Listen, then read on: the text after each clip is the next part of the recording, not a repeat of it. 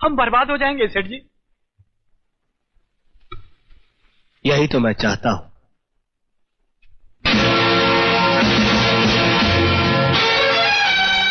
कृष्णा?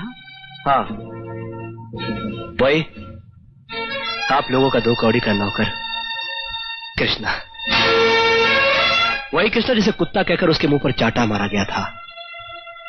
वही कृष्णा जिस पर चोरी का झूठा इल्जाम लगाकर उसे घर से बाहर निकाल दिया गया था। ओह, तो इस बात का बदला ले रहे हो तुम? मेरे साथ किए गए सुलूक को तो कब का भूल चुका हूं मैं, मगर अपनी बड़ी मालकिन की आंखों से बहे हुए आंसुओं को कैसे भूलूं? मेरे साहब जी के सीने पर तुम लोगों ने जो जख्म दिए उन्हें कैसे भूलूं मैं? याद है बुरे वक्त में तुम लोगों का गिरगिट की तरह रंग बदलना?